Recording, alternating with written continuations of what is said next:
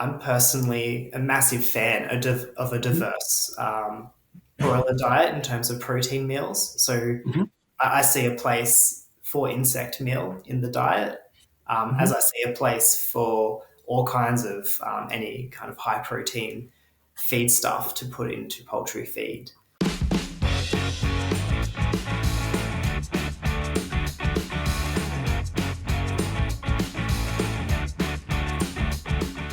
Well, hello, everyone, and welcome to the Poultry Podcast. My name is Jason Emmert, and today we're chatting with Dr. Matthew Hilliar, who works with Tyrosi Food Solutions, the third largest Australian poultry meat integrator, in the position of Poultry Research, Feed, and Extension.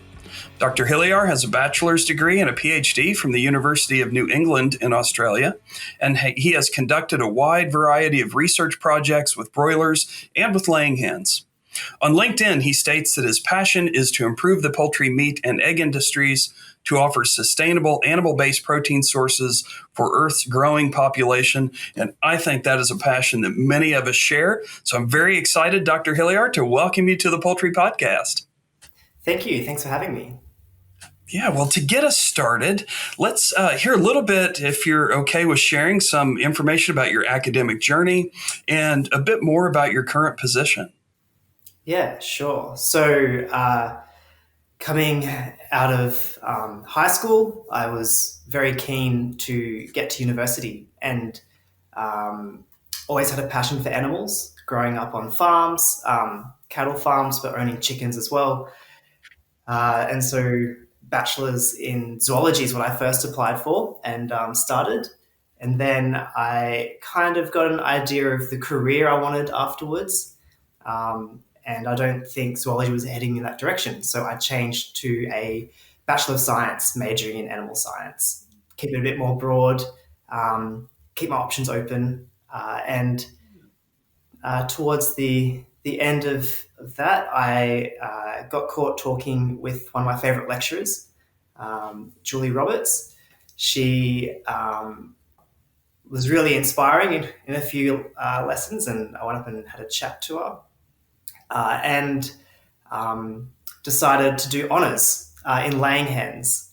She was able to help me out with a project and funding and all this stuff. So it was quite an honour to have that one connection, because that led me Sure. on to this journey afterwards. So my honours was in net energy and laying hens, and I really enjoyed it, but it was really difficult, and I didn't really want to pursue research after that. Mm-hmm. But then next year, I was doing a PhD in broiler nutrition. So Yeah. I That's really how it aimed goes at it. sometimes. Yeah. I always had a passion in poultry, and I gave it a go. And yeah, ended up doing a PhD in broiler nutrition in low protein diets. So that was kind of the study part. Mhm. I was tempted to continue in the lecturing space and the research space, but I was more so wanting to get that industry experience. I felt like I was kind of offering advice on something I didn't really know that much about. Mm-hmm. Um, Sure. so I applied for a job in industry with Tyrosi, and landed a pretty good job for someone of my expertise and passion as well, working with industry, applying research in the field, going from there. Uh, I had a short stint recently in government as well, working on emergency animal disease preparedness, um, before returning back to my position at Tyrosi. Sure. That's an interesting area, and one that I'm afraid a lot of times we don't pay enough attention to, that emergency preparedness.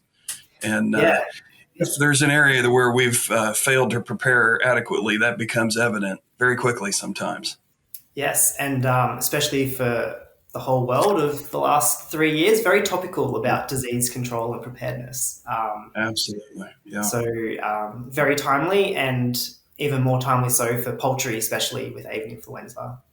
Yeah. So, When it comes to raising healthy animals, you need more than the right solutions. you need the right partner who brings decades of industry expertise and a global team to put that knowledge to work for the advancement of your operation. At Phibro Animal Health Corporation, we are proud to work with you as your trusted partner. I don't want to jump the gun because oftentimes at the end, we'll talk about your advice, but something you said really makes me want to follow up on this. I don't want to forget to ask. And that is, you mentioned you had a conversation and this kind of got you to that next step. Just what are your thoughts on just how important having those conversations are? I strive to emphasize to students, talk to people, talk to people, talk to people. Maybe 100 conversations lead nowhere, but there can be one that can change the direction of your life. So I'm just curious what you think about that. Every opportunity presented to me has come from a conversation that I've had with Mm-hmm. someone. Um, Yeah. the scholarships and that I've achieved through the way were because I knew about them through people, or definitely were able to put together a better application just because of able to converse with people in similar situations. I highly recommend networking when possible to any students I talk to, and they ask, how do you get to this kind of stage in your career?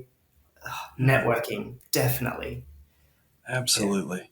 And it's never a waste of time if you have any interest inside of you just about learning about other people. And maybe it's not something you learn that changes your career or changes your life, but sometimes it's just interesting to learn about people and what Oh, they do. definitely. Conversing is a two-way street. And so Yeah. feel free to walk up to someone at a conference and talk about your project or your life, but also listen to them because they're the ones with potential opportunities for you. That's definitely a key part. Yeah. That's great advice. Well, I suspect we'll circle back to this as we finish up today. Yep. Well, great. Well, I was wondering, and this is a pretty open topic, open kind of question, but maybe just provide some of your thoughts on working in industry. And I think especially a lot of our listeners would be interested in hearing about the industry in Australia. Just any kind of reflections you have on that, because again, as we think about our student listeners, many of them are thinking about careers and is it academia? Is it industry? Is it government? So any kind of reflections on those topics, I think, would be really valuable. Yeah, definitely. Going from research into industry was a Mm. massive, massive jump. In a lot of ways, looking from PhD to postdoc in Australia is quite a nice salary. And so that kind of entry level position in industry is not reflected the same. So it's Uh, kind of a personal challenge in that respect, mhm. as well as the fact that um, you essentially are coming into the company that you've been accepted into at a Mhm. bottom entry level job. You are expected Yes. to be weighing the chickens or in the field, talking to the farmers, Right. and you get a steep learning curve. And so the key issue I often have to deal with students looking at coming into industry is getting Mhm. expectations um, set, because the key is you are an intelligent person who has been doing research in Mhm. poultry. So you've definitely got the go. You just need to get probably about 12 months. It doesn't take very long of this field experience that really accelerates you into a position you're probably looking for. See it as like an internship or a graduate program, um, but it doesn't make you exempt, definitely. Right. Right.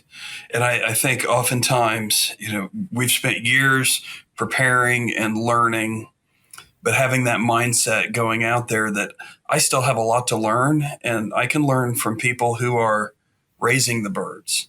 I can learn from people who are mixing feed. I can learn from people who don't have the same educational background I do, but have all this incredibly valuable experience. Yeah, definitely.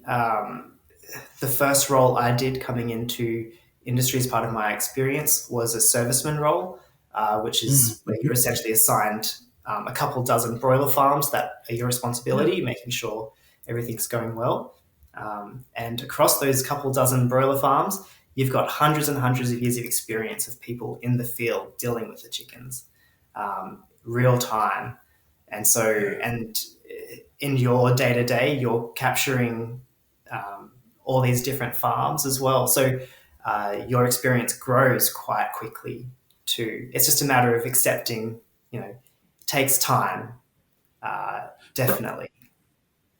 Yeah, I think your comparison to an internship or field experience, that's spot on. I mean, those things exist to help us learn more about what skills are needed and about particular jobs and opportunities. And that's just a part of the process. Whether you have a bachelor's degree or a high school diploma or a PhD, there can still always be that next step of learning and preparing.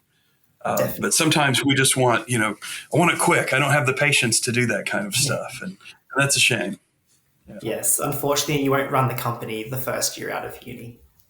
No, no. And the older I get, the more I understand, yeah, I'm not sure that I want that. Yeah, That's exactly. there are Exactly. people cut out for that and people cut out for lots of different things. Uh, And as you get older, and I think even as you transition from research into an industry position, you probably learn a lot more about your strengths and areas of growth and just things that you enjoy and things that you see that you don't enjoy as much. It's quite a learning process. Definitely. And I'm a strong believer in a PhD doesn't necessarily give you expertise in that particular field that you're studying. It's Sure. also Yeah. training and development and problem solving. Um, and those Yes. characteristics are incredibly important for all kinds of jobs that you can apply yourself to outside of your speciality, even different species or industries. I've definitely seen that over time and even in myself as well. Yeah, that's right. I mean, if we're doing our job in training our students, we're helping them acquire the skills that they need to continue learning and be involved in that process of discovery, not just, hey, look at how much you know the day of your preliminary examination. And, it's not about just what knowledge you have. It's really about what you're able to do with it and what else you're able to learn. Yes, definitely. Yeah. Yeah. Learning something new every day. Every day. Oh, Yes. absolutely. Yeah. Well, I wondered if you could you tell us a little bit, maybe about just some of the general challenges the industry is facing in Australia, and maybe even just some of the opportunities where you see things heading, maybe in the short term or even the longer term. Yeah, so definitely challenges similar across the board. Looking Hmm. at kind of you're always considering the future of the meat industry itself for broilers in particular. So you've Right. got the welfare challenges, the environmental challenges as well.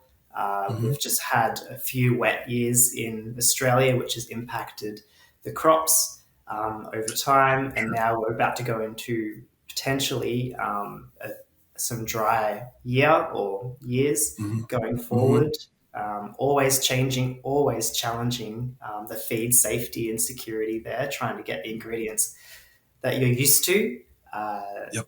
Definitely an aspect. Consumer perception as well, wanting different requirements in their products too is always a challenge. Trying to deliver the same product at the same price, but then meet Right. new requirements as well, like environmental or welfare, uh, ethical reasons. Definitely Hmm. challenging. Keeps us employed anyway in trying to That's right. overcome these challenges. That's Uh, right. Definitely. The biggest challenge, though, over the last few years, especially in Australia, has been labour shortages. Oh, sure. Hmm. Definitely. And it's the people on the ground is the ones that we're after. Most definitely, just it is a labour intensive industry. There's a Hmm. lot of physical handling of um, materials and animals and products as well. And unfortunately, we're not there with automation, so we need people. Right. And Right. without them, things don't happen. So that's Yeah. been a massive challenge trying to fill in those kind of jobs. Mhm. Is that a more of a change in what people are interested or willing to do, or is part of it just demographics changing numbers of people, in the ages where they would be working in those kinds of jobs? Yeah, I think it's definitely a combination. I'm no Mm-hmm. expert in this kind of social science either, but Sure, sure. uh, definitely looking at uh, it's just harder to employ people who are interested and passionate in that work and happy to do it day in, day out, or at Right. least for enough time to get someone to replace them until they move on or up. So Yeah. yeah, definitely, it's more so uh, losing kind of that younger generation being interested in that kind of work. You Right. definitely see a lot more older people coming in into those kind of roles than probably what used to Mm-hmm. happen about 20 years ago, 30 years ago. Yeah. Yep. And it's interesting. I want to go back to something that I read from your LinkedIn profile about your passion, and offering sustainable animal-based protein surfaces or sources, for Earth's growing population. And I think a lot of people in the industry have that passion because they're thinking broadly about what we're trying to do. We're trying to feed people and offer something that can be healthy and done in a sustainable way. I think a lot of, and I don't know that this is necessarily a younger person thing, but I've noticed even in my students, the focus is so much now down to the individual animal. And there's some value in that because it does keep us accountable to what is the best way to raise and treat this animal. But sometimes I think they've lost sight of the bigger picture of what we're actually trying to do with the industry. That's provide food. And yes, finding different ways to do it, better ways to do it. But at the end of the day, that's really what we're trying to do. Yeah, it's like I said, we're trying to deliver the same outcome at the moment while changing what we're doing in terms Yeah. of improving sustainability, Mm-hmm. reducing the impact on the environment from all different aspects, whether it's the feed ingredients we're using, the emissions produced by uh, rearing birds. This is kind of where my PhD topic was in low protein diets. It's about reducing nitrogen pollution from the farms or Right. looking at reducing the imports of soybean meal into Australia. So, Mm-hmm. definitely um, trying to improve the sustainability of an industry that's relatively sustainable compared to a lot of other industries on surface level. Uh, Mm-hmm. Looking at the efficiency of poultry is incredible, and so trying to keep it ahead of the rest is definitely part of the challenge. Yeah.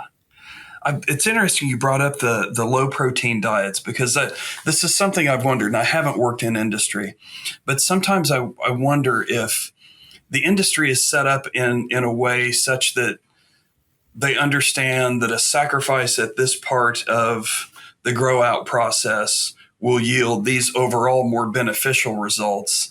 I think sometimes we're so focused on each segment of maybe it's the lowest price feed or the most rapid growth, or when if we really step back and looked at the big picture, we'd see, okay, we can sacrifice a little bit of growth because the overall gain in productivity is going to be greater for the company. I don't know if I'm expressing that very well, but No, I just wonder with things like low protein feeds, if industries are able to look at that from far enough back to see, okay, even if this impacts performance, there may be these other benefits that we could obtain. you're spot on. The argument of least cost formulation versus max profit formulation in Mm-hmm. nutritionists is starting to get more and more lively. I'm seeing it pop up at conferences a lot more. Uh, Mm-hmm.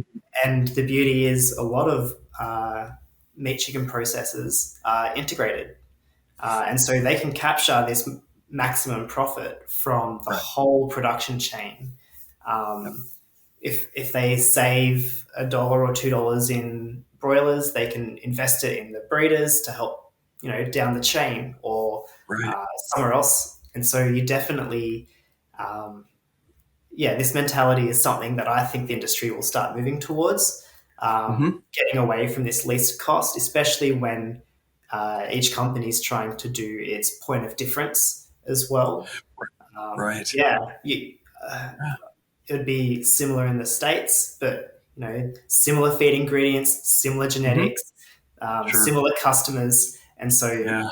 what's the point of difference? Right.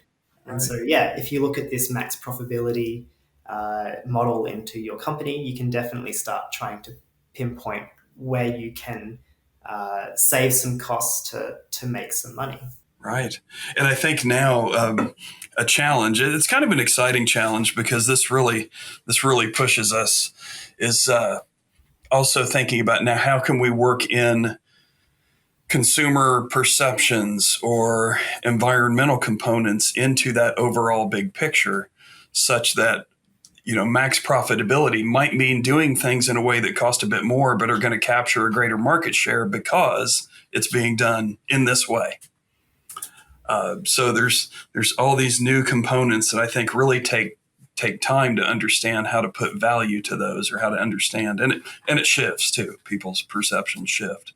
Oh, definitely. I guess also you're looking at the scale as well. Hmm. Most broiler processors aren't small companies. Hmm. And so if you do decide to make a point of difference or change the way you're doing something, it's a big investment. And then you're relying on consumer perception to maintain along Yes. that road. Hmm. Definitely. It's always a moving goalpost. Yeah. And That's right. yeah, definitely. Yeah. I think we've seen that in the egg industry of moving in some directions that consumers indicate they want, but then we also find out, and we kind of know this already, but sometimes what people put on a survey is different than their actual spending habits when they get into a store and have to make decisions about what they're going to purchase. So that's Most that's a whole definitely. science and art in itself. No, it's always interesting. In COVID, I know this story at my local supermarket, seeing with the panic buying that was occurring in Australia, buying Hmm. as much food as possible for the reasons at the time, and you did see these higher cost products that have that point of difference in the market still on the shelves, and Hmm. everything else was cleared. And so people, yeah, definitely um, speak with their money a little bit different to what they wish to, I think. And yeah, it's reflected quite well in the egg industry, I believe. Yeah, I think so. And as you mentioned, I mean, you have more difficult economic times will drive buying patterns too. It may be that, yeah, if I'm a little bit more comfortable, I'll make this decision. But when times are tight, it becomes more practical to go Yes, with this other alternative. Yeah, yeah. yes, yeah, definitely. Great. I wondered if you could just reflect a bit on you've had the research experience, you've been through the PhD program, and now working in industry. Um, how well do you see those areas synergizing, and what are ways that we can perhaps work better together? Because sometimes it seems, there can be a disconnect. Um, but sometimes when you work too closely, then that brings its own challenges as well. So just wondered if you could reflect on that. Yeah, most definitely. Someone that's sat on both sides of the fence. It is always a challenge because the researchers are trying to get the best outcome for the industry as a whole, and the industry wants to have the best outcome as well, but not Mm-hmm. necessarily for the industry as a whole. And so you definitely have that kind of relationship to build and foster. I would say a model that definitely works in Australia is there's a fair few PhD projects where a supervisor will have to be an industry member. Oh, They right. kind Mhm. of they act as a steering committee in one person, just keeping the project in line with current industry expectations and goals. Definitely helpful, and because it's typically if the PhD is funded by not that company that the Mhm. person's from, it kind of removes that bias as well, and just it's Absolutely. more of a guidance thing. So I Yeah. had someone on my PhD uh, supervisory panel. who was an industry nutritionist, and he definitely helped steer me into the right direction post PhD as well. Uh, and now I've also got a PhD student who I've been mentoring as well to try and help him out with the rest of his career, because it's Oh, that perspective definitely helps from industry to keep it relevant and keep the options open for this person to continue in their career. yeah, I like that. And, sometimes for those of us in academia, someone from industry might ask questions that we think, well, that's kind of annoying. You're asking me to think about how this might be done in the real world. But boy, what a good thing to reflect on and think about, and just kind of keep you accountable to at least the hope that at some point what we're working on will have some relevance and some application. I really like that model. Yes, definitely. And the content I study in my PhD as an outcome is something that is readily applied across the industry. So, Yeah. seeing outcomes from your topic in industry within the 5 years of Oh, graduating is, yeah, quite rewarding. that's pretty Definitely. exciting. Pretty Mm. exciting. And boy, because then you're seeing potential realized, which is that's a wonderful feeling. Yeah. Yeah, yes, Yeah. exactly. Right. So you've actually had, we talked a little bit about research and industry. You had that government experience as well. And Yeah, if we throw government into the mix, I'm just curious how, I think there's probably a sweet spot with how all can work together. But then I also wonder if a little bit of tension from research and industry and government is healthy to avoid just everybody going mindlessly in the same direction. Does that make any sense? yeah. I feel like there could be some accountability in each direction, some cooperation, but maybe everybody totally on board all in the same way at the same time might not always be the best thing. But yeah, I'll let you respond to that. They're three very different models. I'll give you that: Mm-hmm. research, government, and industry. Uh, Mm-hmm. you've probably got government on one end and industry on the other, and then research would Mm-hmm. sit in the middle, especially when universities operate more like a company. Right. Um, so you definitely, for anyone that's currently in research, if you remove a bit of red tape, and you essentially feel more like industry. If you add a bit more Mm-hmm. red tape, you feel more like government. That is so true. Yes, yes. Definitely with government has its massive perks as well. With I feel like the training and the uh, trying to keep to a high standard of work. You have to do the high standard of work to be able to get it across as well. Is Yes. definitely challenging and important. And then in industry, it's very fast paced. Decisions can be made and implemented within minutes. It's Mm-hmm. very quick. So government may take some time, but it's Mm-hmm. perfectionist type area. Right. Industry is very quick and rapid, and research somewhere in the middle.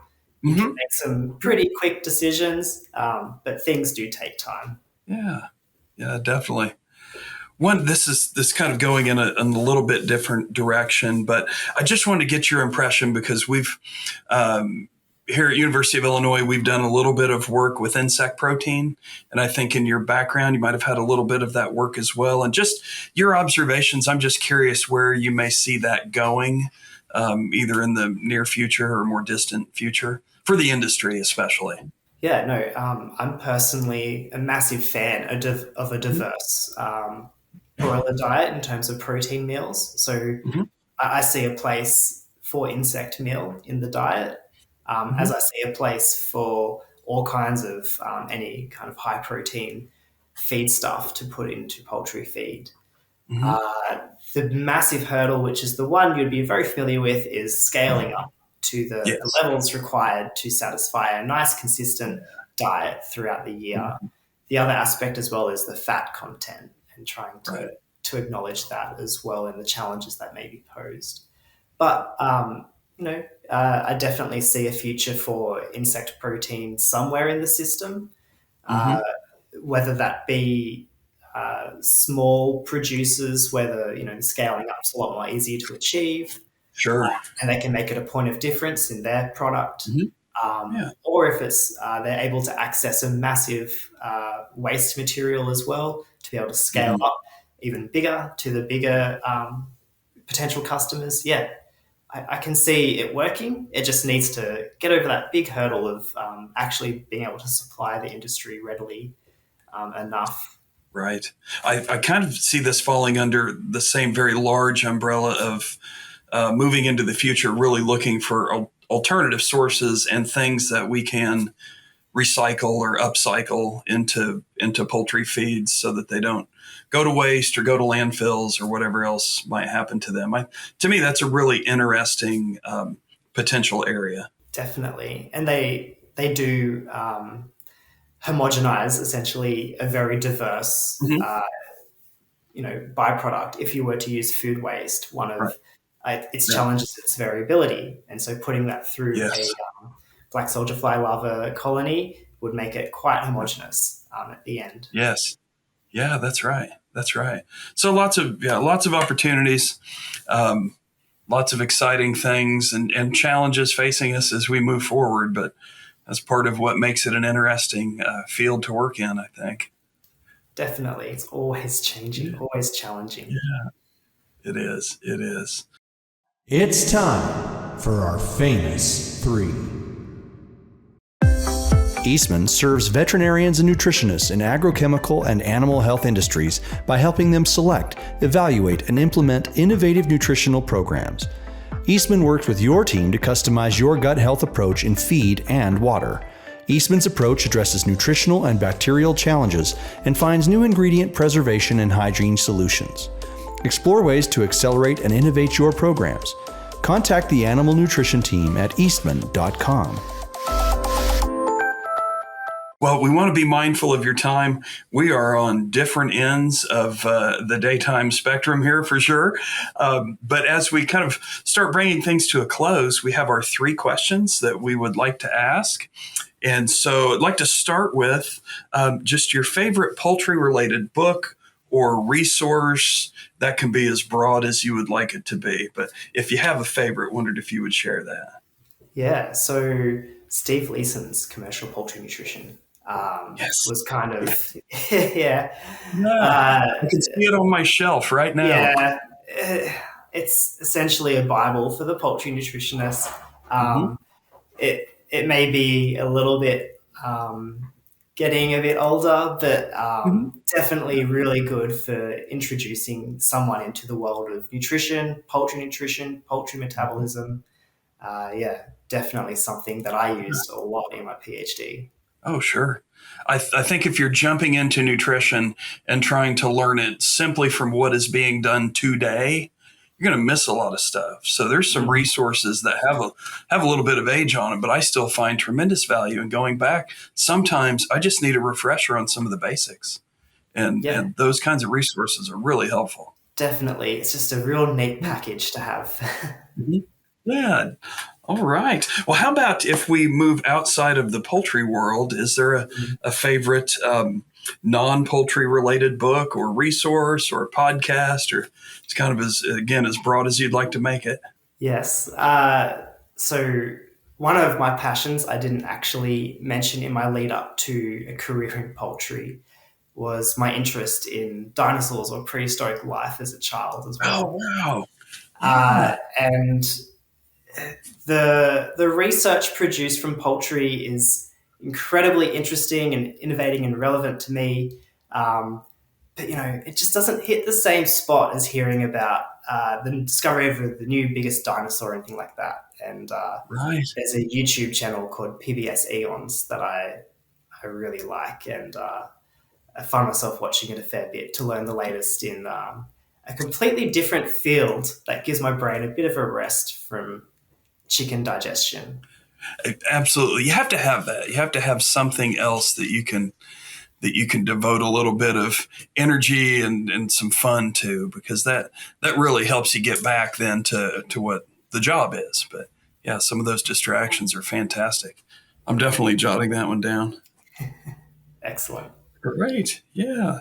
Now let's circle back. We talked about it a little bit earlier, because I think what you were mentioning earlier about conversations and networking really fits nicely into this last question. But for someone who wants to get into a career in the poultry industry or into research or even a related career in government, what advice would you have for that person if they want to have that successful, kind of long lasting career? Yeah, we've hit the nail on the head with the conversations. Just don't be afraid to have a chat with whoever the contact is you've made. If you're got a friend working on a farm, or your lecturer, teacher, a family member, something, Yeah. have the one-on-one with them about your interest. For me, it was that lecture at the end of my bachelor's degree. And Yeah. just having that one-on-one, I didn't have to raise my hand in class and ask a question in front of 100 people. I was Right. able to actually go up and have a one-on-one, and then it all started from there and led me to Yeah. this tonight with you. So definitely the conversation, networking, and don't be afraid to be friendly and talk about something that isn't necessarily chicken related as well. That's And right. create those personal connections too, because Yeah. the global industry itself is not a big industry. Right. I would say for poultry research and poultry, like the poultry industry itself, and so there's a lot of people to meet, and a lot of people you'll probably meet a fair few times in your career if you were to choose one in poultry. Yeah. Yeah. I think we don't always do a good job as faculty or even industry representatives of helping students understand how exciting it is for us to see a student showing any kind of intellectual interest. I mean, just the slightest bit of curiosity on the student's part is really exciting to us, and so the students don't understand how much we enjoy these conversations and relish them. They do have that anxiety and that fear, the intimidation, whatever it is. But boy, I just wish I could help them understand better how much we enjoy talking to a student who shows some interest. Yes, no, and that's the stuff you can't teach or train or buy. Mhm. The That's right. curiosity, the enthusiasm. And so, if anyone obviously listening to this podcast probably has curiosity, enthusiasm in poultry, and so I Yeah, would highly recommend they have that conversation, because you don't need to be the top student in the class to be able to have a career you love, and find rewarding. Definitely. that's right. That's right. Great advice. Great advice. And I'm excited for students who may be listening to this podcast, because I think you've shared a lot of great food for thought, a lot of great advice. Your story is one that many young people would like to follow in those footsteps, to have the kind of career that you're often running in. And it's just very exciting. And we sure do appreciate your time today. Thank you so much, Dr. Hilliar, for joining us today. And any final thoughts you want to share? Just thank you so much for having me. It's an honor to share my experiences and my thoughts. I'm very passionate about the poultry industry, and I implore anyone interested to definitely pursue it. It's a very supporting and interesting industry and career, definitely. It is. It is. And you're right. It's not a large industry, really. I mean, we look at number of birds and we think it's enormous, but there aren't as many people in the industry as there are birds by far. No So, way. yep, Definitely yep. outnumbered. So that's right. There aren't as many people on the planet as there are No. birds. So yeah, it's an intimate industry, one where you really have a chance to get to know people, and we sure are thankful that we got a chance to get to know you better today. Thank you so much. Thanks for having me. You bet. And thank you to everyone out there listening. We hope you enjoyed it and look forward to working with you next time. Bye bye. Bye.